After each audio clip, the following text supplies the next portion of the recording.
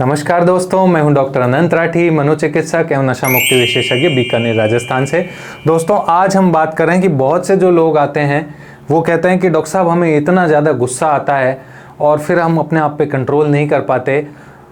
तो इस सिचुएशन में हम क्या करें, हम अपने गुस्से को कैसे कंट्रोल करें, हम उस समय कैसे शांत रहें।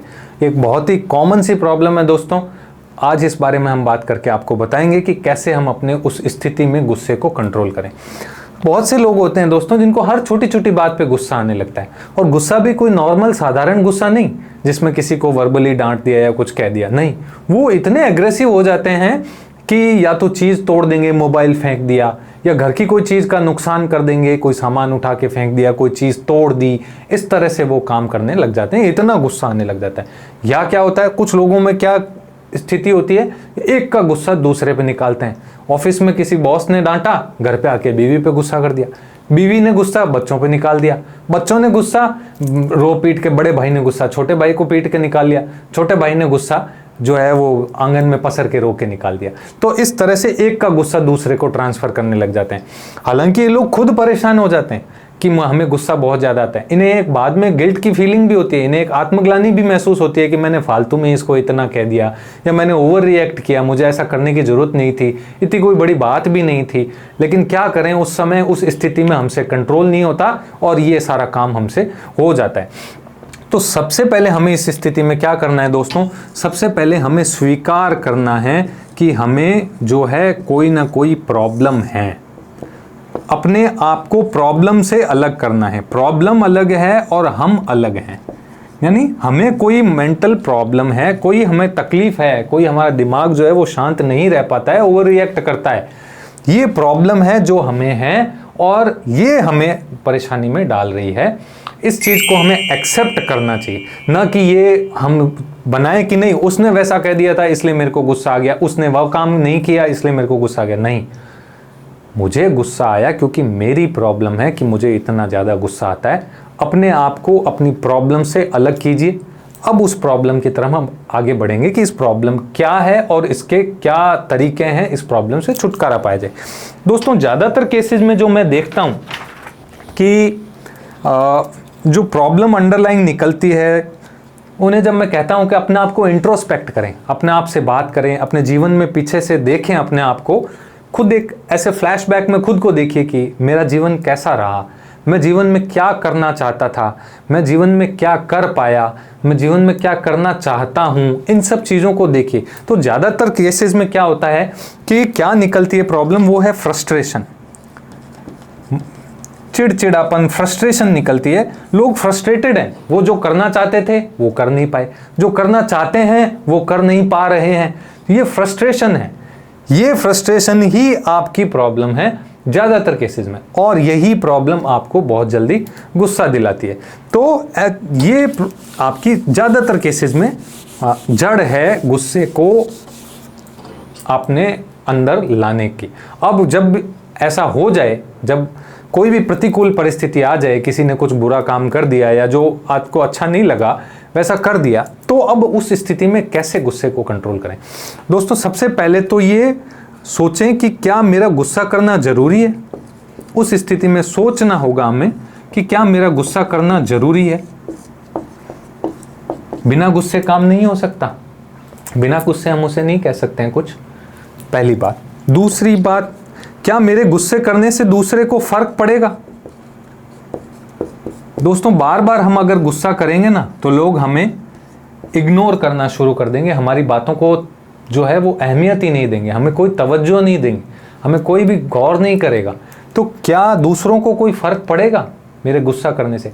उनको कोई फर्क पड़ना ही बंद हो जाएगा। ठीक है। तीसरा, क्या मेरे गुस्से करने से कोई नुकसान होगा। इन 3 क्वेश्चंस के बारे में सोचिए। गुस्सा करने से कोई नुकसान मुझे होगा, गुस्सा करने से सामने वाले को कोई नुकसान होगा, परिवार, समाज या घर में कोई नुकसान होगा। इन 3 चीज़ों के बारे में सोचिए अगर कोई भी प्रतिकूल परिस्थिति आ गई है तो। चौथा, सोचें कि क्या इसको कोई और अल्टरनेटिव मेथड नहीं है जिससे हम इससे निपटा सकें ऐसी स्थिति को, कि क्या हम कुछ ऐसा और करें जिससे कि गुस्सा न करना पड़े और सामने वाले को हमारी बात कन्वे हो जाए। तो इन अल्टरनेटिव मेथड्स के बारे में आज हम बात करेंगे दोस्तों कि क्या करें हम जब प्रतिकूल परिस्थिति और हमें गुस्सा की फीलिंग आ रही हो।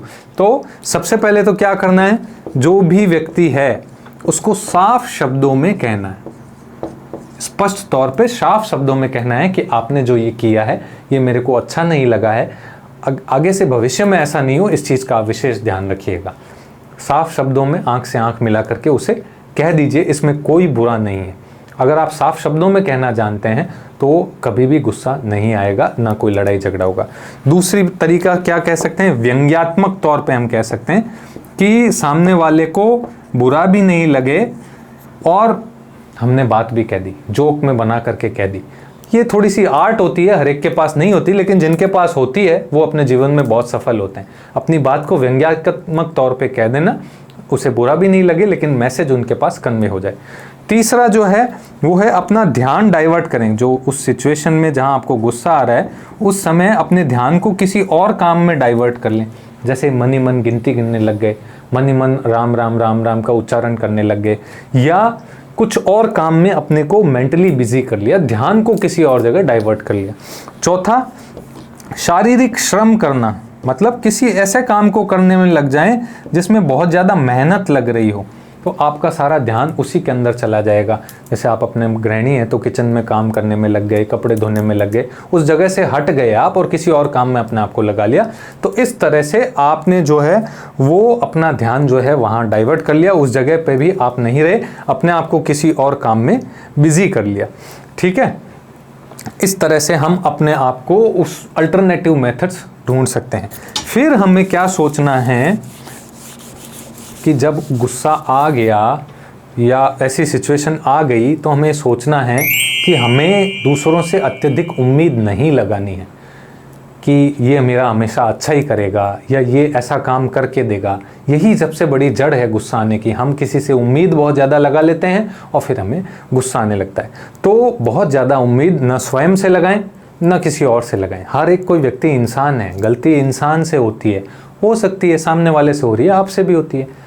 तो इसलिए सबकी कैपेबिलिटीज़ को पहचानें, समझें, इसकी यही क्षमता है, ये ऐसा ही करेगा, इस चीज़ को समझें। अगर कोई कौवा मुंह खोलेगा तो वो काँव काँव ही बोलेगा, वो कोयल की तरह मीठा नहीं बोलेगा। इस चीज़ को समझिए। किसी भी और व्यक्ति के हाथ में अपनी मानसिक शांति को भंग करने का बटन मत दीजिए कि कोई भी थोड़े से शब्द कहे और आपकी मानसिक शांति पूरी तरह से तहस नहस हो जाए और आप गुस्से में उछल पड़ो।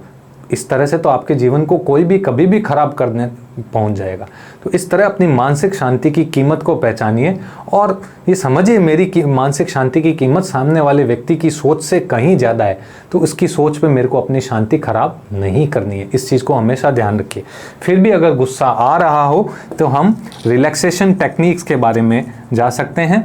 मैंने आप कई वीडियो में इनके बारे में बात की है। जैसे डीप ब्रीदिंग टेक्निक है, लंबी गहरी सांस लें, होल्ड करें और वापस छोड़ दें, या प्रोग्रेसिव मसल रिलैक्सेशन टेक्निक है जिसमें बॉडी की हर मसल्स को हम रिलैक्स करते हैं।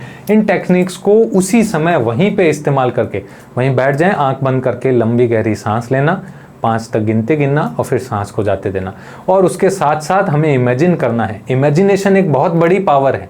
हमें इमेजिन करना है कि हम हर आती हुई सांस के साथ पॉजिटिविटी को अंदर ले रहे हैं, हैप्पीनेस को अंदर ले रहे हैं, ग्रोथ को अंदर ले रहे हैं, और हर जाती हुई सांस के साथ हम अपनी नेगेटिविटी को बाहर निकाल रहे हैं, हम अपनी टेंशन को बाहर निकाल रहे हैं, हम अपने शरीर की बीमारियों को बाहर निकाल रहे हैं। तो इस तरह हमें एक इमेजिनेशन करना है। या हम क्या इमेजिन कर सकते हैं, जो हमारा ड्रीम हो, जिसके बारे में हम हमेशा सोचते हो कि मैं ऐसा करूंगा, तो उस बारे में सोचकर भी हम अपने आप को रिलैक्स कर सकते हैं। आशा करता हूं मेरे द्वारा दी गई जानकारी आपको अच्छी लगी होगी। मेरे इस वीडियो को ज़्यादा से ज़्यादा शेयर कीजिएगा और चैनल को सब्सक्राइब करना ना भूलें। धन्यवाद। जय हिंद, जय भारत।